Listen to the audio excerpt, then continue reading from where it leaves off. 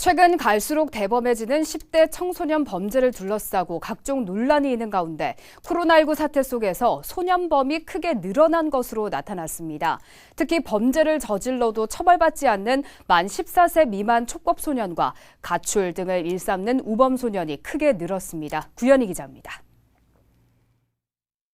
검은색 옷을 입은 한 여중생이 다른 여학생의 머리채를 잡고 양쪽 뺨을 사정없이 때립니다.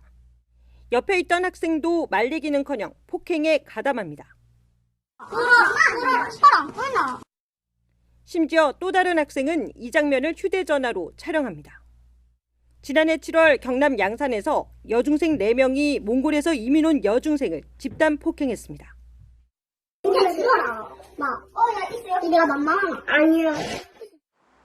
이 사건 가해자 4명 중 2명은 처벌을 받지 않는 촉법소년입니다. 청소년 범죄가 갈수록 대범해지고 범죄 연령도 낮아지는 가운데 몇 년간 감소세를 보이던 소년범이 코로나 사태 속에서 다시 증가했습니다. 울산경찰청에 따르면 지난해 울산 지역 10대 청소년 범죄 피의자는 전년 대비 23.7% 증가했습니다. 범죄 유형별로는 절도와 폭행, 무면허 운전 등의 특별법 위반이 눈에 띄게 늘었습니다.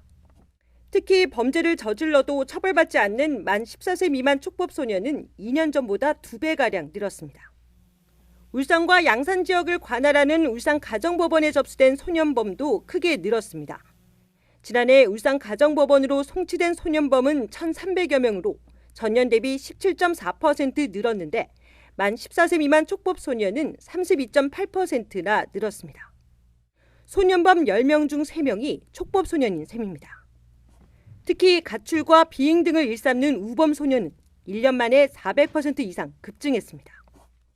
코로나 때는 비대면적인 사회생활을 하기 때문에 정상적인 사회생활을 통해서 여러 가지 정보를 중립시켜주는 그런 기제가 작동하지 못하고 정말 혼자 있거나 아니면 소규모 친한 또래 집단과 함께하면서 약간 나쁜 경향으로 빠지는 것이 아닌가.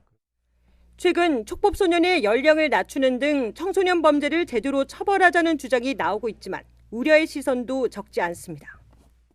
단순히 처벌만이 능사는 아닌데 최근의 일련의 경향을 보면 그런 형사 미성년자들의 인지도, 말씀드렸던 신체적인 성숙도, 그리고 형사처벌에 대한 이해도가 굉장히 높아졌기 때문에 그러한 우려나 연령을 낮추는 것에 대한 그러한 의견도 상당히 공감이 되는 바입니다.